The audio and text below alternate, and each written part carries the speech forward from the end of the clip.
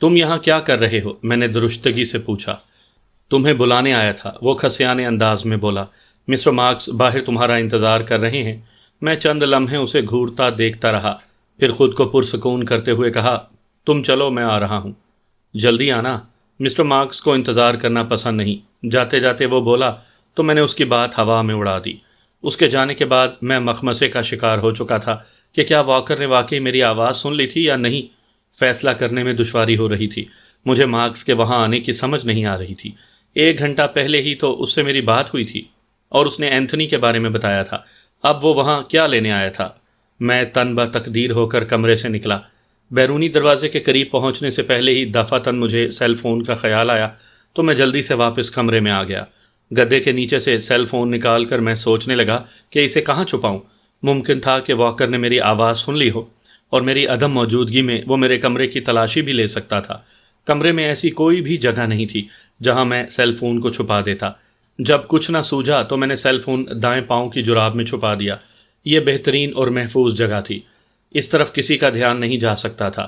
میں نے اپنا اچھی طرح جائزہ لیا کہ کہیں سیل فون دکھائی تو نہیں دے رہا یا ایسا نشان جس سے شبہ ہو کہ جراب میں کوئی چیز چھپائی گئی ہے۔ مطمئن ہونے کے بعد میں سڑک پر آ گیا جہاں ایک کار میں مارکس اور جارج بیٹھے ہوئے تھے۔ میں نے کھڑکی پر جھکتے ہوئے کہا، ہیلو مارکس، کیسے آنا ہوا؟ کار میں بیٹھو، مارکس نے اسپاٹ لہجے میں کہا تو میں اس کے لہجے پر اندر ہی اندر چونکا۔ تاہم میں کوئی سوال کیے بغیر کار کی پچھلی سیٹ پر براجمان ہو گیا تو جارج نے کار آگے بڑھا دی۔ میں نے اس سے یہ نہ پوچھا کہ وہ مجھے کہاں لے کر جا رہا ہے۔ اچانک میری نظر بیک مرر پر پڑی تو مارکس اسپاٹ نظروں سے مجھے ہی دیکھ رہا تھا۔ میں نے نظریں چرا لیں اور کھڑکی سے باہر دیکھا۔ کار میں گہری خاموشی راج کر رہی تھی۔ اب بارش تو نہیں ہو رہی تھی لیکن بوندا باندی ہنوز جاری تھی اور اسی سبب سڑکیں بھی گیلی تھیں، لیکن کہیں پانی کھڑا ہوا دکھائی نہیں دے رہا تھا۔ میں نے نوٹ کیا کہ ہلکے زرد رنگ کی ایک اور کار ہماری کار سے قدرے فاصلے پر موجود تھی۔ یقیناً اس میں واکر یا اس کے ساتھی سوار ہوں گے، کیونکہ ہماری کار جدھر بھی جاتی تھی وہ کار بھی اسی طرف آ جاتی تھی۔ صاف ظاہر تھا کہ وہ کار مارکس کی کار کی پیروی کر رہی ہے۔ کافی دیر گزر گئی۔ جارج مختلف سڑکوں پر کار کو گھماتا پھراتا رہا لیکن کسی منزل پر نہ پہنچے۔ میری سمجھ سے باہر تھا کہ ایسا کیوں ہو رہا ہے۔ بالآخر مجھ سے رہا نہ گیا تو میں نے مارکس سے پوچھ ہی لیا، ہم کہاں جا رہے ہیں مسٹر مارکس؟ مارکس نے بیک مرر سے مجھے دیکھا، پھر بولا، شہر کی سیر کرنے اور کافی پینے۔ میں اندر ہی اندر حیران رہ گیا۔ میں اتنے روز سے ان کے پاس تھا، تب انہوں نے مجھے شہر کی سیر کرانے کی زحمت نہیں کی تھی۔ آج ایسا کیا ہو گیا تھا کہ مجھے شہر کی سیر کرانا ضروری سمجھا گیا تھا؟ اتنے دنوں کے بعد یہ خیال کیوں کر آیا؟ میں نے چبھتے ہوئے لہجے میں پوچھا تو مارکس کے چہرے پر مسکراہٹ رینگ گئی۔ اب یہ طنزیہ مسکراہٹ تھی یا نارمل، میں نہیں سمجھ سکا۔ صحیح کہہ رہے ہو مورس، اس نے میرا طنز نظر انداز کیا۔ واقعی ہمیں آج یہ خیال کیوں کر آ گیا؟ پہلے کیوں نہیں آیا؟ جواب میں صرف یہی کہوں گا کہ آج چونکہ موسم بے حد سہانا ہے، اس لیے ہم نے سوچا کہ ہم خود بھی سیر کرتے ہیں اور تمہیں بھی اپنے ساتھ لیے چلتے ہیں۔ ساتھ میں کافی بھی پئیں گے۔ شاید اس نے بات بنانے کی اپنی طرف سے پوری کوشش کی تھی لیکن اس سے بات بنی نہیں تھی۔ یقیناً اس کا کوئی اور ہی مقصد تھا، ورنہ مجھے سیر پر ساتھ لے جانے کی کیا ضرورت تھی؟ باہر کیف اس کا جو بھی مقصد تھا وہ جلد ہی سامنے آ جائے گا۔ کار اب مضافاتی علاقے میں دوڑ رہی تھی۔ میں نے سڑک کے کنارے لگے ایک بڑے بورڈ پر علاقے کا نام ایڈورڈ ٹاؤن پڑھ لیا تھا، گویا ہم ایڈورڈ ٹاؤن میں موجود تھے۔ سڑک کے دونوں اطراف میں کھیتوں کے طویل سلسلے پھیلے ہوئے تھے۔ بارش کے باعث کھیتوں میں کوئی زیرو کام کرتا ہوا دکھائی نہیں دیا۔ کھیتوں میں بھی پختہ سڑکیں بنی ہوئی تھیں اور بجلی کے کھمبوں کی طویل قطار تھی۔ بہت دور کہیں کہیں ہٹ بھی دکھائی دیے تھے۔ کچھ دیر کے بعد جارج نے کار کی رفتار آہستہ کی اور دائیں طرف بنی سڑک کی طرف کار موڑ دی، پھر اس کی رفتار میں اضافہ کرتا چلا گیا۔ زرد کار بھی قدرے فاصلے سے ہمارے کار کے پیچھے آ رہی تھی۔ کچھ دور آنے کے بعد آبادی کے آثار شروع ہو گئے لیکن بارش کے باعث چند افراد ہی دکھائی دیے تھے۔ جارج نے ایک ڈھابے کے باہر کار روک دی اور انجن بند کر دیا۔ آؤ، مارکس نے اپنی سائیڈ کا دروازہ کھولتے ہوئے مجھے کہا تو میں بھی کار سے باہر نکل آیا۔ جارج ہم سے پہلے ہی اتر چکا تھا۔ میں ان دونوں کے ساتھ چلتا ہوا ہوٹل میں آ گیا۔ یہ ایک چھوٹے سے کمرے پر مشتمل ہوٹل تھا اور وہاں چند افراد چائے پینے میں مصروف تھے۔ کونے میں چائے وغیرہ بنانے کی جگہ بنائی گئی تھی اور اس وقت ایک عمر رسیدہ مگر حشاش بشاش آدمی کرسی پر بیٹھا ہوا تھا۔ اس نے سر پر اونی ٹوپی پہنی ہوئی تھی۔ ہم جب کمرے میں داخل ہوئے تو وہاں بیٹھے ہوئے لوگوں نے سرسری سی نظر ہم پر ڈالی تھی اور پھر آپس میں باتیں کرنے میں مصروف ہو گئے تھے۔ ہیلو مسٹر برائن، کیسے ہو؟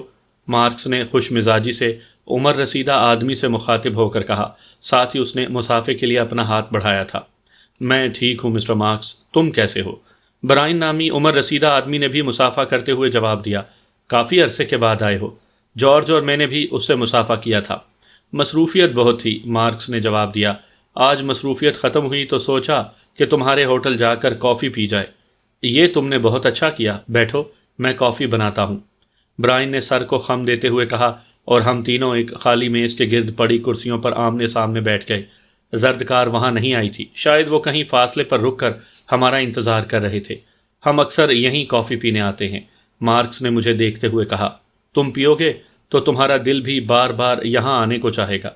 کیا یہاں کی کافی خاصی شہرت رکھتی ہے؟ میں نے استفسار کیا۔ ہاں، مارکس نے اس بات میں گردن ہلائی۔ مسٹر برائن بہت اچھی کافی بناتا ہے اور اس کی کافی کی دھوم دور دور تک مشہور ہے۔ دوسرے شہروں سے آنے والے لوگ بھی یہاں آ کر کافی ضرور پیتے ہیں۔ اس کی بات سے مجھے اپنے شہر کا وہ ہوٹل یاد آ گیا جس کی چائے بھی دور دور تک مشہور تھی اور رات گئے تک ہوٹل پر لوگوں کا رش لگا رہتا تھا۔ میں بھی اکثر اوقات وہاں چائے پیتا رہتا تھا۔ کچھ دیر کے بعد برائن نے کافی سے بھرے 3 کپ ہمارے سامنے رکھ دیے اور ہم کافی سے لطف اندوز ہونے لگے۔ واقعی مارکس کی بات درست تھی، برائن اس عمر میں بھی بہت اچھی کافی بناتا تھا کہ میں داد دیے بغیر نہ رہ سکا۔ مجھے تا عمر یہ کافی یاد رہے گی۔ ہم ابھی کافی سے لطف اندوز ہو رہے تھے کہ دفعتاً مارکس کے سیل فون کی میسج ٹون بجی۔ اس نے کپ میز پر رکھ کر کوٹ کی جیب سے سیل فون نکال لیا۔ میسج پڑھنے کے بعد اس نے فون آف کر کے واپس جیب میں رکھ لیا۔ میں نے غور کیا تو مجھے اس کے چہرے پر پھیلے الجھن کے ہلکے ہلکے تاثرات دکھائی دیے۔ میرے دل میں عجیب سے وسوسے پیدا ہوئے، لیکن یہ جاننے سے قاصر تھا کہ وسوسے کس نوعیت کے تھے۔ کافی کا ایک گھونٹ بھرنے کے بعد اس نے کپ میز پر رکھا اور سیل فون نکال کر ہم سے بولا، تم دونوں کافی انجوائے کرو، میں ایک کال کر کے آتا ہوں۔ اس کے جانے کے بعد میں نے جارج سے استفسار کیا، کیا مسٹر مارکس کو کسی بات کی پریشانی ہے؟ نہیں تو، جارج نے کافی کا گھونٹ لینے کے بعد جواب دیا۔ تمہیں ایسا کیوں لگا؟ نہیں، ویسے ہی پوچھ رہا تھا، میں نے ٹالنے والے انداز میں کہا تو جارج نے بھی اس بات میں سر ہلا دیا۔ کچھ دیر کے بعد مارکس واپس آ گیا۔ بظاہر وہ نارمل دکھنے کی کوشش کر رہا تھا، لیکن اس کے چہرے پر الجھن کے تاثرات بدستور موجود تھے۔ اس کی کافی بھی ٹھنڈی ہو چکی تھی۔ میرا خیال تھا کہ وہ دوسری کافی منگوائے گا، لیکن اس نے دوسری کافی نہیں منگوائی اور ہمارا انتظار کرنے لگا۔ میں نے مارکس کو کریدنا مناسب نہ سمجھا۔ کافی پینے کے بعد اس نے بل کی ادائیگی کی اور برائن سے پھر آنے کا وعدہ کر لیا۔ واپسی کے سفر پر بھی کار میں گہری خاموشی طاری تھی۔ نہ جانے مارکس کو کیا الجھن تھی۔ بالآخر میں نے اپنا سر جھٹکا اور باہر کے قدرت کے شاہکار مناظر دیکھنے میں مصروف ہو گیا۔ یہ بات نہیں تھی کہ میں اس کی پرواہ کر رہا تھا، در حقیقت میں الجھن میں مبتلا ہو گیا تھا کہ اس کے دماغ میں کیا چل رہا ہے۔ میں نے بیک مرر میں دیکھا تو زرد کار بھی قدرے فاصلے سے ہمارے پیچھے آ رہی تھی۔ 1 گھنٹے کے سفر کے بعد میں اپارٹمنٹ میں پہنچ گیا۔ واکر باہر ہی کھڑا تھا۔ مجھے اپارٹمنٹ میں چھوڑنے کے بعد وہ راہداری میں ہی کھڑا رہ گیا۔ میں نے جیکٹ اتار کر صوفے پر رکھی اور اپنے بیڈ روم میں آ گیا۔ میں دراصل سیل فون چیک کرنا چاہتا تھا کیونکہ دوران سفر سیل فون ایک بار وائبریٹ ہوا تھا۔ یقیناً مرینا نے حیدر الماس اور شانزے کے نمبرز سینڈ کیے تھے۔ میں نے ان دونوں سے باری باری بات کرنا چاہی۔ جیسے ہی میں بیڈ روم میں داخل ہوا تو کمرے کی حالت دیکھ کر بے اختیار ٹھٹک گیا۔ دل یک بارگی دھڑکا۔ میں نے غائرانہ نظریں کمرے میں دوڑائیں۔ کمرے کی حالت بتا رہی تھی کہ کسی نے بھرپور طریقے سے بیڈ روم کی تلاشی لی ہے۔ گو تلاشی کے بعد سامان کو دوبارہ اسی کی جگہ سیٹ کرنے کی کوشش کی گئی، لیکن کہیں نہ کہیں محسوس ہو رہا تھا کہ وہ چیز اپنی جگہ سے تھوڑی سی ہٹی ہوئی ہے۔ بیڈ کا گدا بھی اپنی جگہ سے تھوڑا سا ہٹا ہوا تھا اور اس پر بچھی چادر شکن آلود تھی۔ میں نے الماری کھولی تو اس میں بھی بے ترتیبی تھی۔ ہینگر سے لٹکے سوٹ بھی ادھر ادھر پڑے ہوئے تھے، جوتوں کی ترتیب بھی صحیح نہیں تھی۔ میں نے کچن، باتھ رومز، یہاں تک کہ سارا اپارٹمنٹ چھان مارا اور مجھے ساری چیزیں بے ترتیب دکھائی دیں۔ میں نے لمبا سانس لیا اور سوچا کہ میری عدم موجودگی میں کیا تلاش کرنے کی کوشش کی گئی ہے۔ پھر میں نے سارے گھر کا جائزہ لیا اور طویل سانس لے کر رہ گیا۔ باتھ رومز کے وارڈروب خالی پڑے تھے، اس کے باوجود تلاشی لینے کے آثار واضح دکھائی دے رہے تھے۔ اپارٹمنٹ کی تلاشی کیوں لی گئی تھی؟ میں نے اس بارے میں کافی سوچ بچار کی، لیکن کسی نتیجے پر نہ پہنچا۔ کچھ تو تھا جو میری نظروں سے اوجھل تھا۔ سوچتے سوچتے دفعتاً میرا خیال جولیا کے دیے گئے سیل فون کی طرف گیا تو ساری بات جیسے مجھے سمجھ آ گئی۔ پھر آہستہ آہستہ سب کچھ مجھ پر واضح ہوتا گیا۔ میری آنکھوں کے سامنے وہ منظر آ گیا جب مجھے واکر پر شک ہوا تھا کہ اس نے میری آواز سن لی ہے، اور جب میں نے دروازہ کھولا تو وہ سامنے ہی موجود تھا۔ اس کے چہرے پر بوکھلاہٹ تھی۔ یقیناً اس نے مارکس کو اپنے شبے کے بارے میں بتایا ہوگا، اور مارکس منصوبے کے تحت مجھے اپنے ساتھ لے گیا تاکہ پیچھے واکر سارے گھر کی تلاشی لے کر سیل فون برآمد کر سکے۔ میں مارکس کے منصوبے کی داد دیے بغیر نہ رہ سکا۔ گو اس نے اپنی طرف سے شاندار منصوبہ بنایا تھا اور اسے یقین ہوگا کہ وہ اپنے منصوبے میں کامیاب بھی ہوگا، لیکن شاید میری چھٹی حس نے مجھے پہلے ہی آگاہ کر دیا تھا اور میں سیل فون گدے کے نیچے چھپانے کے بجائے اپنے ساتھ لے گیا تھا، ورنہ فون کے برآمد ہونے پر نہ صرف میرا بھانڈا پھوٹ جاتا بلکہ میرے ساتھ ساتھ جولیا بھی مشکل کا شکار ہو جاتی۔ مجھے مارکس پر غصہ بہت آیا اور میں نے اس کی ذہانت کی داد بھی دی۔ کتنا شاطر دماغ تھا اس کا۔ مجھے وہ منظر بھی یاد آیا جب میں نے ہوٹل میں مارکس کے چہرے پر الجھن کے تاثرات دیکھے تھے۔ یقیناً واکر نے اسے جب سیل فون نہ ملنے کے بارے میں بتایا تھا تو وہ الجھن میں مبتلا ہوا تھا، لیکن اب ایک اور مشکل سامنے تھی۔ مارکس کو یقیناً شک ہوگا کہ سیل فون میرے پاس ہے، اس لیے اپارٹمنٹ کے کسی کونے سے سیل فون کے برآمد نہ ہونے سے وہ میری جامع تلاشی بھی لے سکتا تھا۔ اس کا آئندہ کا کیا لایا عمل ہوگا، اس کے لیے مجھے ہر لمحہ تیار رہنا تھا۔ لیکن میں محتاط بھی تھا۔ میں نے 2 روز کسی کو فون نہ کیا اور نہ ہی مارکس دوبارہ یہاں آیا۔ رات کو سوتے وقت گو میں دروازہ اندر سے لاک کر کے سوتا تھا، لیکن ان سے کچھ بعید بھی نہیں تھا کہ میری عدم موجودگی میں خفیہ کیمرہ لگا دیا گیا ہو اور میری ہر طرح کی نقل و حرکت دیکھی جا رہی ہو۔ اس خیال کے تحت میں نے سرسری طور پر بیڈ روم کی دیواروں پر نظر ڈالی تھی، لیکن مجھے کیمرے کے آثار دکھائی نہ دیے۔ اس کے باوجود میں محتاط تھا۔ سیل فون میں نے اب باتھ روم کے وارڈروب کے خفیہ خانے میں رکھ دیا تھا، البتہ رات سونے سے پہلے میں اسے وہاں سے نکال کر پینٹ کی جیب میں رکھ لیتا تھا اور لحاف اوڑھے غیر محسوس طریقے سے نکال کر دیکھ لیتا تھا۔ 2 روز گزرنے کے باوجود جولیا کی طرف سے کوئی کال نہ آئی تو میں مضطرب الحال ہو چکا تھا۔ نہ جانے مجھے کب تک انتظار کرنا تھا۔ یہ انتظار میرے لیے خاصا صبر آزما تھا۔ جب مزید تابع انتظار نہ رہی تو میں نے جولیا کو خود ہی کال کرنے کا فیصلہ کر لیا۔ ایک رات 1 بجے کے قریب میں نے جولیا کو کال کی، لیکن شومئی قسمت، سیل فون میں کریڈٹ نہیں تھا۔ شاید اس میں کم کریڈٹ تھا جو مرینا کو کال کرنے پر خرچ ہو گیا تھا۔ اب تو میں مرینا، حیدر الماس اور شانزے کو بھی کال نہیں کر سکتا تھا۔ بہرکیف میں سیل فون تکیے کے نیچے رکھ کر سو گیا۔ سامعین کرام، آپ سن رہی ہیں ایک دلچسپ اردو کہانی جس کا نام ہے روسیہ۔ یہ اس سلسلے کی قسط نمبر 79 ہے۔ مجھے امید ہے آپ کو میری یہ کاوش پسند آ رہی ہوگی۔ آپ نے اگر ابھی تک میرا چینل کہانی گھر سبسکرائب نہیں کیا تو ابھی میرے چینل کو سبسکرائب کر کے بیل نوٹیفیکیشن آن کر لیجئے تاکہ آنے والی ہر نئی کہانی کی اطلاع بر وقت آپ تک پہنچ سکے۔ شب و روز گزرنے کے ساتھ ساتھ میری بے چینی بڑھتی جا رہی تھی۔ اتوار بھی گزر گیا لیکن جولیا کی کال نہ آئی اور نہ ہی وہ خود ملنے آئی۔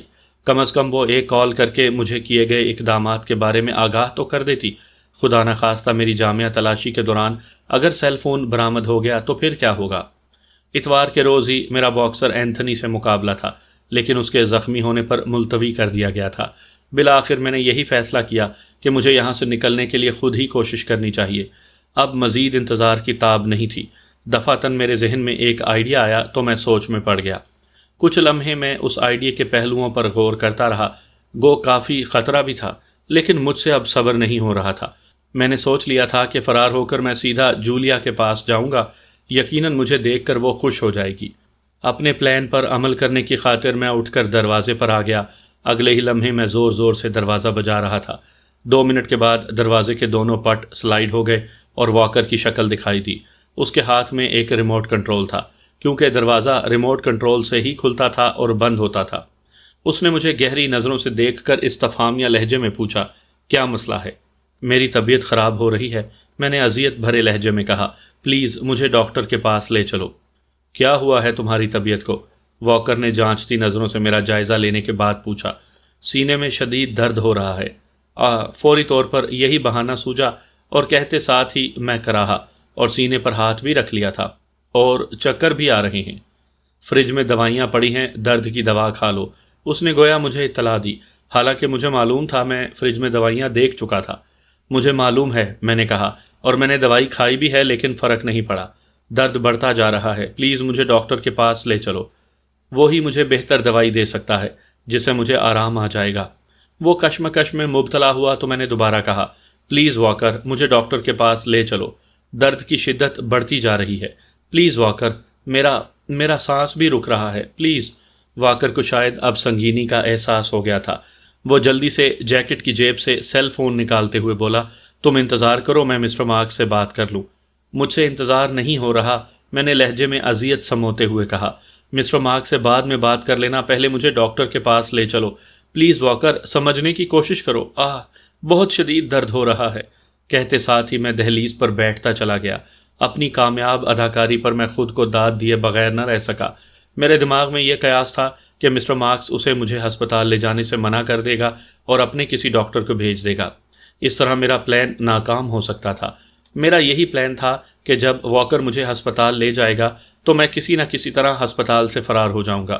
میں نے دزدیدہ نظروں سے دیکھا اور واکر کے چہرے پر حقیقتاً تذبذب کے تاثرات ابھر آئے تھے۔ شاید اسے کچھ سمجھ میں نہیں آ رہا تھا کہ وہ کیا کرے اور کیا نہ کرے۔ اس نے سیل فون دوبارہ جیب میں رکھا اور تیزی سے میری طرف آیا۔ مجھے کاندھوں سے پکڑتے ہوئے بولا، تم ٹھیک تو ہو؟ نہیں، میں ٹھیک نہیں ہوں، پلیز مجھے ڈاکٹر کے پاس لے چلو۔ میں نے اس بار منت بھرے لہجے میں کہا کہ شاید واکر کو مجھ پر ترس آ جائے اور مجھے ڈاکٹر کے پاس لے جائے۔ تم سمجھنے کی کوشش کرو، مسٹر مارکس سے بات کرنا ضروری ہے، اس نے مجھے سمجھانے کی خاطر کہا۔ پہلے ہی وہ مجھ سے ناراض ہے، میری تھوڑی سی غفلت کی بدولت کرٹس کے ساتھ ہی تمہیں اغوا کرنے میں کامیاب ہو گئے تھے۔ اب میں یہ رسک نہیں لے سکتا۔ مسٹر مارکس سے میں بعد میں خود بات کر لوں گا، میں نے کہا، پلیز تم مجھے ہسپتال لے چلو، درد بڑھتا جا رہا ہے اور سانس۔ کہتے ساتھ ہی میں نے اپنی گردن پر ہاتھ رکھ لیا۔ اوکے چلو، اس نے ہونٹ بھینچتے ہوئے حامی بھر لی۔ قریب میں ہی ایک ہسپتال ہے، میں تمہیں وہاں لے چلتا ہوں۔ مسٹر مارکس سے میں بعد میں بات کر لوں گا۔ میں نے دل ہی دل میں اللہ کا شکر ادا کیا کہ واکر مان گیا تھا۔ اس نے دوبارہ یہ نہیں کہا کہ وہ مسٹر مارکس سے بات کرتا ہے۔ مجھے کاندھوں سے تھامے وہ راہداری کے کونے میں موجود لفٹ کی طرف بڑھ گیا۔ اپارٹمنٹ کا دروازہ آٹومیٹک ہی بند ہو گیا تھا۔ لفٹ کے ذریعے نیچے پہنچے تو اس کے ساتھ ہی تیزی سے ہماری طرف بڑھے۔ اسے کیا ہو گیا ہے؟ ایک نے پوچھا۔ اس کے سینے میں درد ہے، واکر نے بتایا۔ جلدی سے کار لے آؤ، اسے ہسپتال لے جانا ہے۔ ایک نوجوان فوراً کار لے آیا۔ اگلے چند لمحوں کے بعد ہم کار میں سوار ہسپتال کی طرف بڑھ رہے تھے۔ کار میں میرے علاوہ واکر کے 3 ساتھی موجود تھے۔ میں واکر کے ساتھ پچھلی سیٹ پر موجود تھا اور تکلیف کی شدت سے مسلسل کرا رہا تھا۔ واکر مجھے تسلیاں دے رہا تھا کہ کچھ نہیں ہوگا، بس ہم ہسپتال پہنچنے والے ہیں۔ 15-20 منٹ کے بعد ہم ہسپتال پہنچ گئے۔ مجھے فوری طور پر ایمرجنسی روم میں شفٹ کر دیا گیا۔ ایمرجنسی روم کافی بڑا تھا اور وہاں الگ الگ کئی کمرے بنے ہوئے تھے۔ مجھے بھی ایک کمرے میں پہنچایا گیا۔ ایک ینگ ڈاکٹر میرا معائنہ کرنے لگا۔ اس نے چہرے پر ماسک لگایا ہوا تھا۔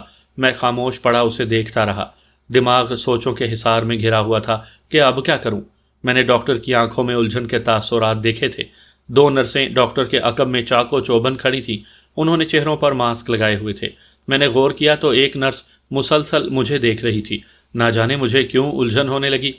میرا اچھی طرح معائنہ کرنے کے بعد ڈاکٹر نے مجھ سے پوچھا، تم تو بالکل ٹھیک ہو، پھر تمہیں کیا ہوا تھا؟ سینے میں درد تھا، میں نے جواب دیا۔ تھا؟ کیا مطلب؟ ڈاکٹر چونکا۔ میرا مطلب ہے کہ اب میرے سینے میں درد نہیں ہے، میں نے صراحت بھرے لہجے میں کہا۔ شاید پیٹ میں گیس جمع ہونے سے سینے میں درد اٹھا ہوگا، ڈاکٹر نے پرتیقن لہجے میں کہا۔ عموماً ایسا ہوتا رہتا ہے، جب پیٹ میں گیس جمع ہو جاتی ہے تو خارج نہ ہونے کی صورت میں سینے میں درد اٹھتا ہے۔ بہرکیف صبح کی واک باقاعدگی سے کیا کرو، اس سے صحت پر اچھے اثرات مرتب ہوتے ہیں۔ میں نے سمجھنے والے انداز میں سر ہلا دیا اور آہستہ سے اٹھ بیٹھا۔ ڈاکٹر کے جانے کے بعد ایک نرس بھی چلی گئی، جبکہ مجھے دیکھنے والی نرس وہیں کھڑی رہی۔ ڈاکٹر اور نرس کے جانے کے بعد اس نے اپنے چہرے سے ماسک اتارا تو میں اسے دیکھ کر حیران رہ گیا۔ وہ کیتھرین تھی، زیٹا کی دوست۔ کیتھرین؟ میں نے بے ساختہ کہا۔ تم؟ کیسے ہو تم مورس؟ اس نے زیر لب مسکراتے ہوئے کہا۔ میں ٹھیک ہوں، لیکن تم یہاں کیا کر رہی ہو؟ میں نے کہا، میں نے نرسنگ کا کورس کیا ہوا ہے، اس لیے اس ہسپتال میں جاب مل گئی۔ تمہارا شکریہ کہ تمہاری بدولت میں دلدل سے نکلنے میں کامیاب ہوئی۔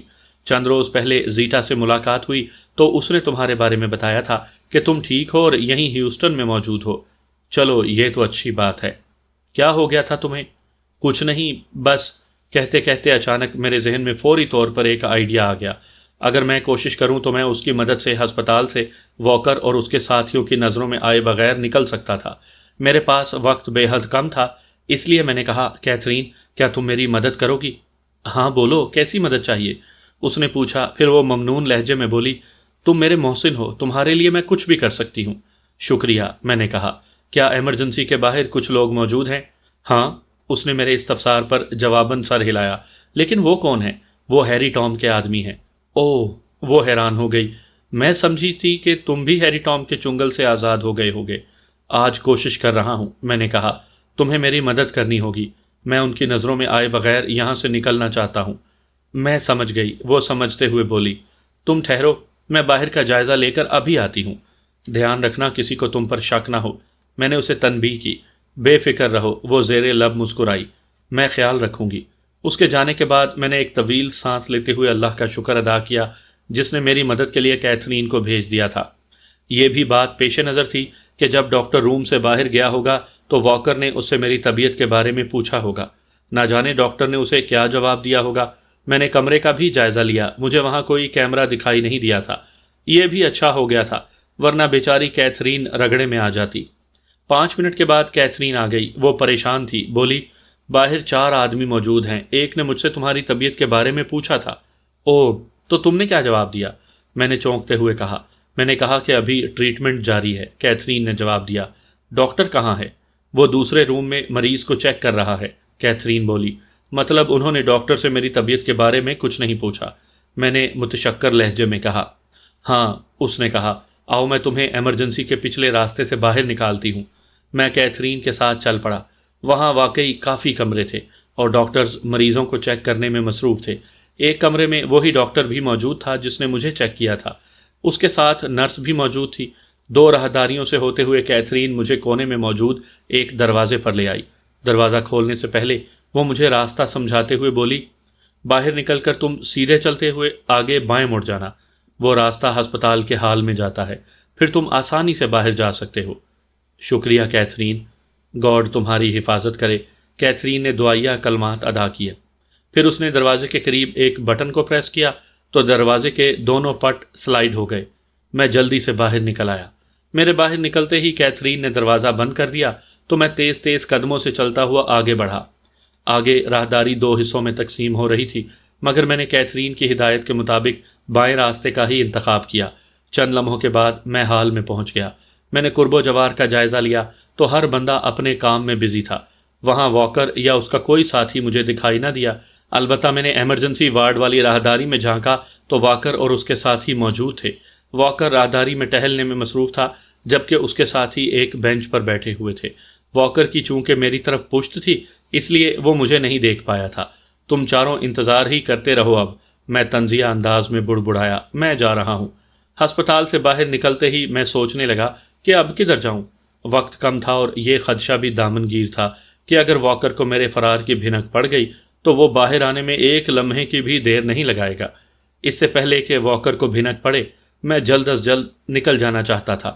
چونکہ میں نے پہلے ہی فیصلہ کر لیا تھا کہ فرار ہو کر مس جولیا کے پاس جاؤں گا، اس لیے میں نے ٹیکسی کی تلاش کے لیے ادھر ادھر نظریں دوڑائیں کہ دفعتاً ایک کار میرے قریب آ کر رکی تو میں بے اختیار چونک پڑا۔ ڈرائیونگ سیٹ پر مس جولیا بیٹھی ہوئی تھی اور اس کے چہرے پر حیرت کے تاثرات ابھرے ہوئے تھے۔ اسے دیکھ کر میں بھی حیران ہوا تھا۔ وہ کھڑکی سے سر باہر نکال کر مجھ سے بولی، آ جاؤ مورس۔ ساتھ ہی اس نے سائیڈ سیٹ کا دروازہ بھی کھول دیا تھا۔ میں جلدی سے کار میں بیٹھ گیا تو اس نے کار آگے بڑھا دی۔ تمہیں کیسے پتا چلا کہ میں ہسپتال میں ہوں؟ میں نے جانچتی نظروں سے اسے دیکھتے ہوئے پوچھا۔ جب واکر نے تمہارے متعلق بتایا تو مارکس اس وقت میرے پاس موجود تھا، جولیا نے مسکراتے ہوئے جواب دیا۔ میں تمہارا منصوبہ سمجھ گئی تھی اس لیے وقت پر یہاں پہنچ گئی۔ اوہ، میں نے طویل سانس لیا۔ وہ مزید بولی، ویسے تم بہت جلد باز ہو، میری کال کا انتظار ہی نہیں کیا اور اپنے طور پر فرار ہونے کی کوشش کی۔ کم از کم مجھے کال ہی کر دیتے۔ یہ تو اتفاق تھا کہ مارکس میرے پاس موجود تھا اور مجھے پتہ چل گیا کہ تمہاری طبیعت خراب ہو گئی ہے اور واکر تمہیں ہسپتال لے آیا ہے۔ میں سمجھ گئی تھی کہ تم سے صبر نہیں ہو رہا، اس لیے تم فرار ہو رہے ہو۔ چنانچہ مارکس کے جاتے ہی میں یہاں آ گئی۔ کار اب ہسپتال سے کافی دور سڑک پر دوڑ رہی تھی۔ میں نے حفظ ما تقدم کے طور پر بیک مرر میں دیکھا تھا، ہمارے پیچھے کوئی کار نہیں آ رہی تھی۔ مجھ سے واقعی صبر نہیں ہو رہا تھا۔ قیدیوں کی سی زندگی گزارتے گزارتے میں تنگ آ گیا ہوں۔ 24 گھنٹے میں اپارٹمنٹ میں قید ہوں اور میری نگرانی ہو رہی ہے۔ میں نے صاف گوئی سے کہا، تمہیں کال کرنے لگا تھا لیکن کریڈٹ ختم ہو گیا تھا۔ کیا تم نے کہیں کال کی تھی؟ ہاں، میں نے گھر کال کی تھی۔ کسی کو شک تو نہیں ہوا تھا کہ تمہارے پاس فون ہے؟ جولیا نے کار دائیں طرف ذیلی سڑک کی طرف موڑتے ہوئے پوچھا۔ پھر اس نے کار کی سپیڈ بڑھا دی۔ واکر کو شک ہو گیا تھا، کہتے ساتھ ہی میں نے ساری بات اسے بتا دی۔ جولیا کے چہرے پر حیرت در آئی تھی۔ بہت سمجھدار اور ہوشیار ہو، وہ توصیفی لہجے میں بولی۔ باہر کیف، اچھا ہوا کہ میں بر وقت یہاں پہنچ گئی۔ اس نے بھی لمبا سانس کھینچ کر کہا، میں بھی تمہارے پاس ہی آ رہا تھا۔ میں نے اسے بتایا، میں ٹیکسی ہی کی تلاش کر رہا تھا کہ تم پہنچ گئیں۔ کیا مارکس نہیں آیا تھا؟ نہیں، شاید ٹریفک میں پھنس گیا ہوگا، جولیا نے اطمینان بھرے لہجے میں کہا۔ جب وہ ہسپتال پہنچے گا تب تک ہم بہت دور جا چکے ہوں گے۔ اب ہم کہاں جا رہے ہیں؟ میرے گھر، وہ بولی۔ کیا وہ محفوظ جگہ ہے؟ ہاں، وہاں تم محفوظ رہو گے۔ آدھے گھنٹے کی مزید ڈرائیونگ کے بعد جولیا نے کار N14 اسکوائر نامی علاقے میں پہنچ کر ایک بڑے سے لوہے کے گیٹ کے باہر روک دی۔ اس کی رہائش گاہ شہر سے ہٹ کر تھی۔ وہ شاندار اور پرشکوہ عمارت تھی۔ اس کی دیواروں پر سفید پینٹ کیا گیا تھا اور ان پر بیل موجود تھی۔ اس نے کار سے اتر کر پھاٹک کھولا، پھر وہ کار اندر لے گئی۔ عمارت اندر سے بھی بہت وسیع و عریض اور خوبصورت انداز میں بنی ہوئی تھی۔ انٹرس سے دائیں طرف گارڈن تھا اور اس سے کچھ فاصلے پر سوئمنگ پول تھا جس کا صاف و شفاف پانی چمک رہا تھا۔ میں نے دیکھا کہ گارڈن میں ایک بوڑھی عورت پودوں کو پانی دینے میں مصروف تھی۔ وہ مغربی لباس میں ملبوس تھی۔ بائیں طرف پورچ تھا اور وہاں پہلے سے ایک کار موجود تھی۔ جولیا نے کار پورچ میں روک دی اور کار سے نیچے اترنے سے پہلے بتایا کہ یہاں اس کی ماں رہتی ہے۔ گارڈن میں جو بوڑھی عورت موجود ہے وہ اس کی ماں ہے۔ اس کی ماں کا نام ایملی جوزف ہے اور اس کی عمر 70 سال ہے۔ جوزف اس کے آن جہانی شوہر کا نام تھا۔ کار سے اترنے کے بعد جولیا مجھے اپنی ماں کے پاس لے گئی اور میرا تعارف ایک دوست کی حیثیت سے کرایا تو اس نے خوشگوار انداز میں مجھ سے مصافحہ کیا۔ عمر رسیدہ ہوتے ہوئے بھی وہ کافی حشاش بشاش تھی۔ وہ خوشگوار لہجے میں بولی، تھینک گاڈ، اس نے کسی کو تو بوائے فرینڈ بنایا۔ جولیا مسکرائی، پھر لاڈ بھرے لہجے میں بولی، او مام، آپ بھی نام؟ کیا نام ہے تمہارا مائی سن؟ مسز ایملی جوزف نے زیر لب مسکراتے ہوئے کہا۔ مورس، میں نے بھی مسکرا کر جواب دیا۔ Good name, Mrs Emily Joseph نے ستائش دی۔ کیا کام کرتے ہو؟ میری سمجھ میں نہیں آیا کہ میں اب کیا جواب دوں۔ مجھے تذبذب میں مبتلا دیکھ کر جولیا نے جواب دیا، مام، یہ جاب کی تلاش میں ہی یہاں آیا ہے۔ میں سوچ رہی ہوں کہ میں اسے اپنے ہوٹل میں جاب دے دوں۔ ہاں، تم ایسا ہی کرو۔ اور ہاں مام، یہ کچھ عرصہ یہیں رہے گا آپ کے ساتھ۔ آخر میں جولیا نے مسز ایملی جوزف کو آگاہ کیا۔ یہ تو بہت اچھی بات ہے۔ مسز ایملی جوزف خوش ہو گئی۔ میں بھی کافی دنوں سے اکیلی رہ رہ کر بور ہو گئی ہوں۔ تھینکس مام، جولیا نے کہا، پھر وہ مجھ سے مخاطب ہوئی، آؤ مورس، اندر بیٹھ کر باتیں کرتے ہیں۔ میں جولیا کی میت میں اندرونی حصے کی طرف بڑھ گیا۔ مسز ایملی جوزف وہیں گارڈن میں ہی رہ گئی تھی۔ اس کی خوشی پر مجھے کوئی حیرانگی نہیں ہوئی تھی۔ مغربی معاشرے میں لڑکی کا بوائے فرینڈ ہونا کوئی معیوب بات نہیں تھی، بلکہ اچھا سمجھا جاتا تھا۔ شاندار انداز میں سجے وسیع ڈرائنگ روم میں بٹھانے کے بعد وہ میرے اور اپنے لیے کافی بنانے کچن میں چلی گئی۔ میں پرستائش نظروں سے آرام دہ ڈرائنگ روم کا جائزہ لینے لگا۔ مارکس کو یقیناً اب تک میرے فرار کی خبر مل چکی ہوگی اور یقیناً اس کے ساتھ ہی مجھے تلاش کر رہے ہوں گے۔ یہ فکر بھی دامن گیر ہوئی کہ مارکس ہسپتال کے CCTV کیمروں سے مجھے جولیا کے ساتھ جاتا ہوا دیکھ لے گا۔ جولیا کو میرے ساتھ دیکھنے کے بعد مارکس یہاں آنے میں دیر نہیں کرے گا۔ یہ خیال آتے ہی میری تشویش بڑھ گئی اور میرے جسم میں بے چینی کی لہریں سرایت کر گئیں۔ کچھ دیر کے بعد جولیا کافی بنا کر لے آئی۔ کافی پینے کے دوران میں نے اپنا خدشہ اس کے سامنے رکھا تو وہ بھی پریشان ہو گئی۔ اوہ، اس طرف تو میرا دھیان گیا ہی نہیں۔ اس کی بات سے میری تشویش بڑھ گئی اور دل یک بارگی ڈوب کر ابھرا۔ اگر مارکس نے فوٹیج دیکھ لی تو وہ یہاں آنے میں ایک لمحے کی بھی دیر نہیں کرے گا۔ تم ٹھیک کہہ رہے ہو، وہ پرسوچ لہجے میں بولی۔ اگر اسے پتہ چل گیا کہ تم میرے ساتھ فرار ہوئے ہو تو وہ مجھے تلاش کرنے کی کوشش کرے گا۔ بہرحال اسے میرے اس گھر کے بارے میں علم نہیں ہے، وہ یہاں نہیں آ سکتا۔ کیا تمہیں یقین ہے؟ ہاں بالکل، اس نے اس بات میں سر ہلایا، لیکن اب تمہیں بھی انتہائی احتیاط کا مظاہرہ کرنا ہوگا۔ میں ہر پل محتاط ہوں، میں نے اسے یقین دہانی کرائی۔ تم اپنا حلیہ بھی بدل لو، اس نے میرا جائزہ لیتے ہوئے مشورہ دیا۔ کیوں؟ میں نے استفسار کیا۔ تاکہ اگر تم باہر نکلو تو کوئی تمہیں پہچان نہ سکے۔ کلارا نے میرا جو حلیہ بدلا تھا میں ابھی تک اسی حلیے میں تھا۔ اس حلیے کے باوجود ہیری ٹام نے مجھے پہچان لیا تھا، حالانکہ اسماعیل شاہد نے اسے میری جو تصویر بھیجی ہوگی وہ قدرے مختلف ہوگی۔ میں نے اپنا خدشہ جولیا کے سامنے رکھا تو وہ بولی، ہیری ٹام واقعی بے حد شاطر، زیرک اور کایا انسان ہے، لیکن بے فکر رہو۔ اس بار میں تمہارا ایسا حلیہ بدلوں گی کہ ہیری ٹام تو کیا، تمہارے گھر والے بھی تمہیں نہیں پہچان سکیں گے۔